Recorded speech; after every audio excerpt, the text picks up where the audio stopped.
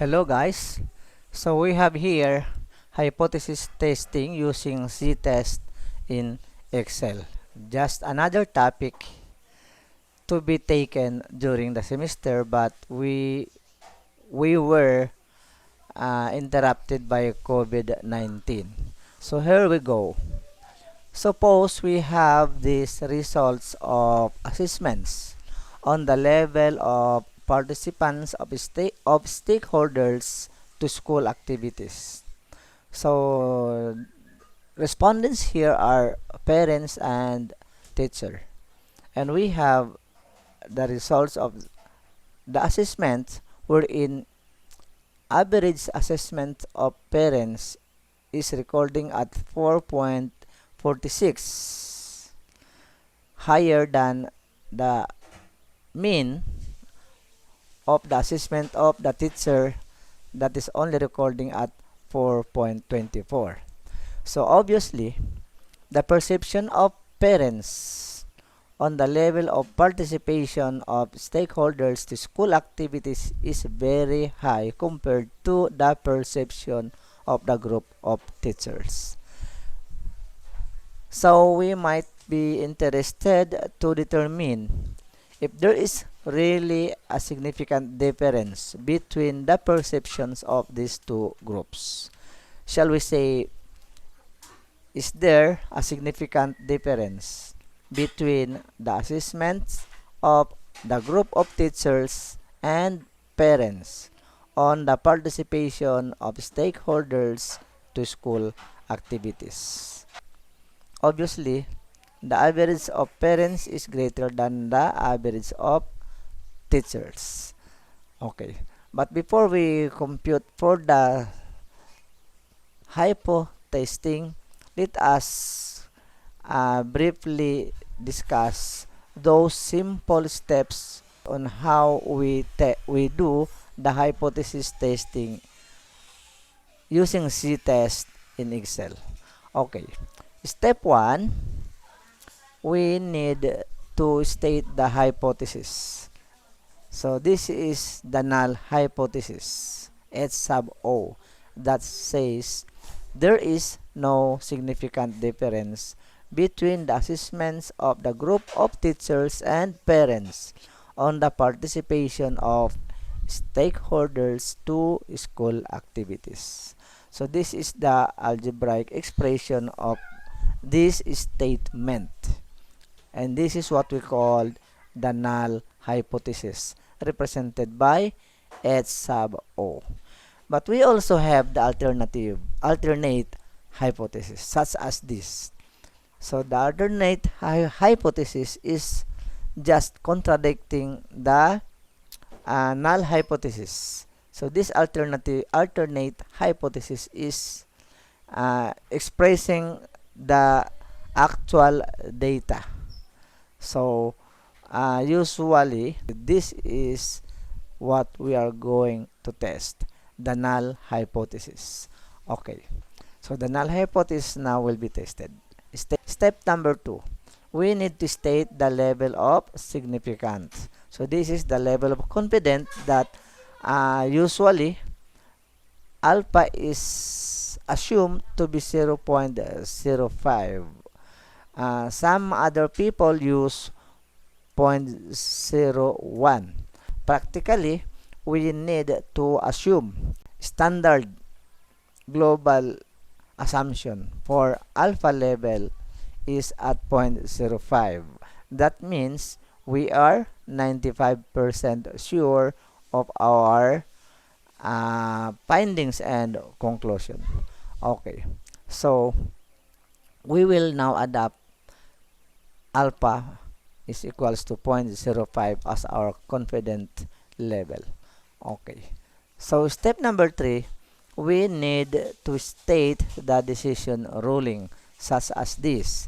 So I am presenting the two tails normal curve. We can see here the wide white area under the normal curve with respect to the horizontal line is the acceptance region, whereas the tails to the right and to the left, these are the critical value. So as we can see, the shaded area on the right tail of the curve and on the left tail of the curve is showing the rejection region. So that means any computed value of C that falls within this shaded area, whether to the left or to the right shaded area, we are rejecting the null hypothesis. So next is we have also the normal curve that shows a right tail rejection. The next is we have the left tail. So again, whether to use the two tails, the right tails or this left tails, it depends on the problem. But in our case, we will use the appropriate decision-making normal curves depending on the problem that I am presenting again in this screen. As we can see, we have the value of the mean for the assessment of the teachers and parents, and obviously this algebraic expression is representing the actual scenario in the problem that says the mean of these parents is greater than the mean of the assessment of the teachers as shown in this figure.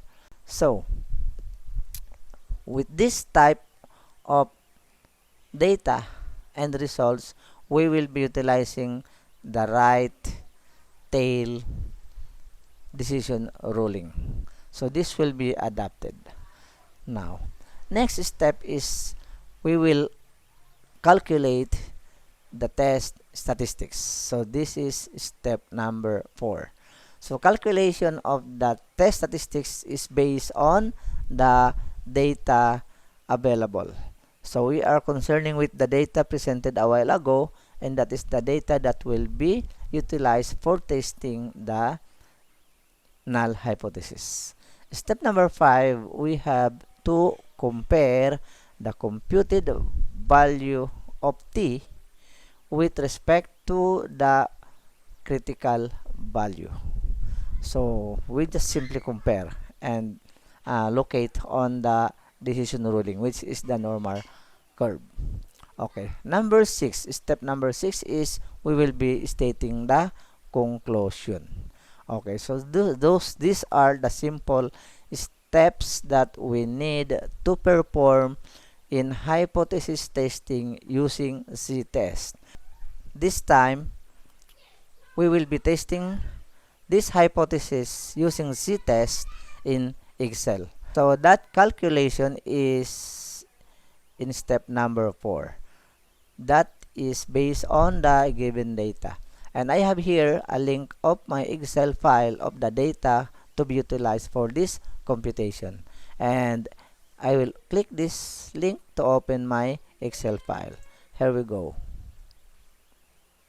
Okay, so this is my Excel file that I have linked to my presentation so that we can compute for the z-test using this data that has been presented a while ago in my presentation.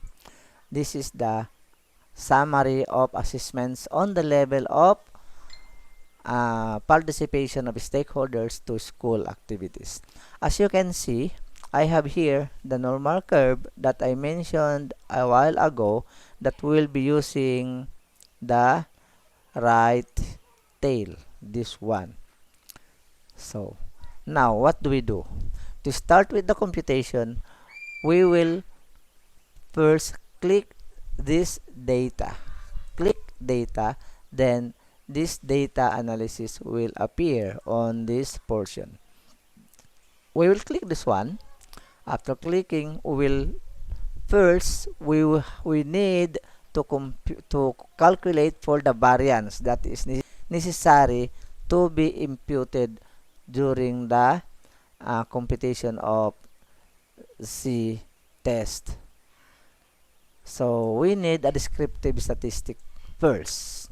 Then after highlighting the descriptive statistics in this data analysis tool pack, we will now click OK. So from here, because we need this data to compute the statistics, descriptive statistics of this data, we will simply drag this down, but be sure this cursor is inside this cell blinking. Then now we can start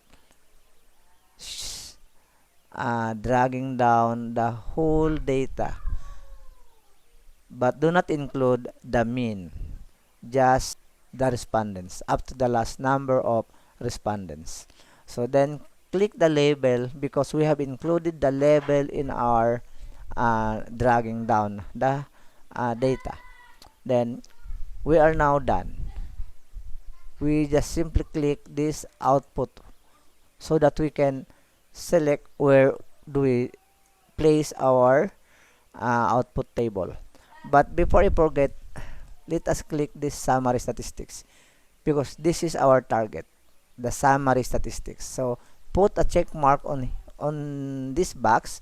Just click on the box and the check mark would appear. Then it's now okay. So output trends, once again, we need to click in this cell.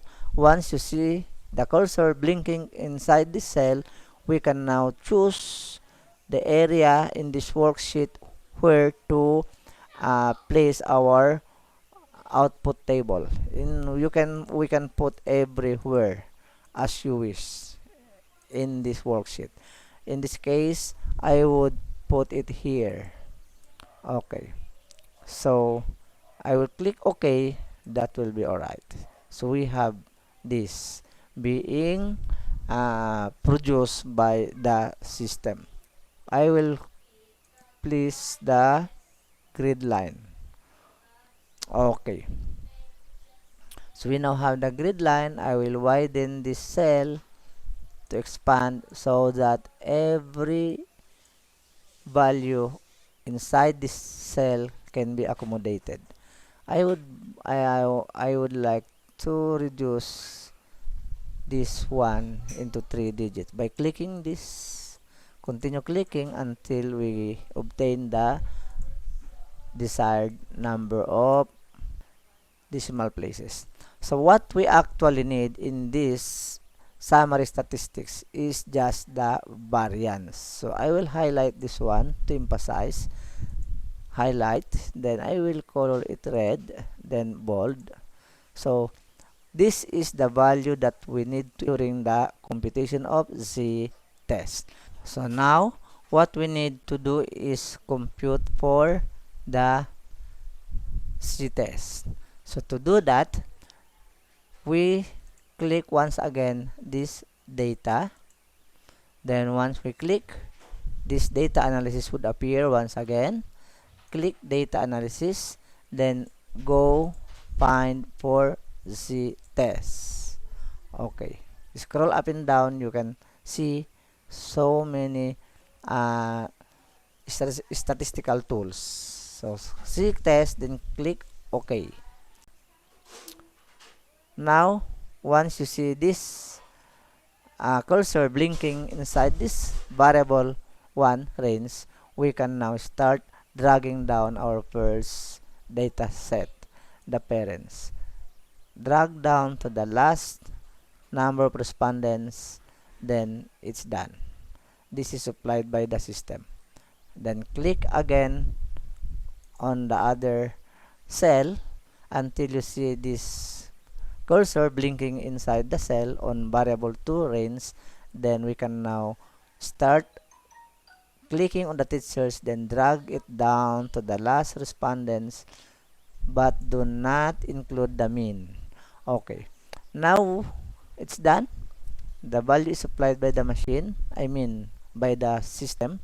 So now click in this hypothesized mean. But you can, after a while, we will be supplying this sample variance.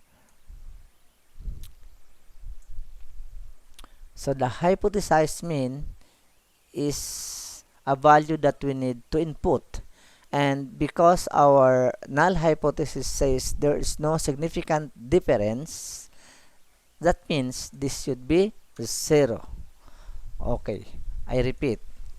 Since the null hypothesis is telling us, although the mean for teachers and for these parents are not equal, since we are assuming in our null hypothesis that there is no significant difference between the two, that means we are also assuming that the hypothesized mean is 0, because equal value, when you subtract, that will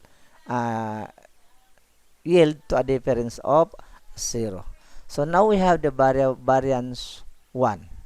So this was the one that we computed a while ago. It is 0.050.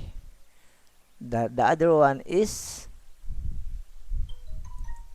that is 0.005.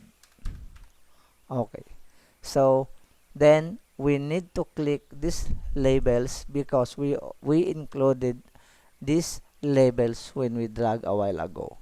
Then, as we can observe, the alpha level is already supplied by the machine because this is the usual standard assumption that alpha level is at 0.05 confidence level. Okay, so now our output range. Simply click output range, then click inside the cell until you see this cursor blinking in this, and then we can now, I will move this aside, I can now select where do I want to place my output table. In this case, I would like to put it here just beside this first table. Okay, so then I will now click OK. So there's the result. Okay, I will put a grid line to emphasize. Okay, here we go. This is the computed value of Z. I will highlight and color it red, make it bold. This is the computed Z. So we are using this one tail to the right, positive. This is the critical value. Okay, so 1.6. Now we are ready to make the conclusion. Okay, but in step number 5, we are supposed to compare this one to this one. These are the value that we need to compare: the computed Z value and the critical value. So this critical value is 1.645. Okay, we'll put it here, 1.645. Whereas this one, this is 5.62. Okay, I will copy it. I will copy this one.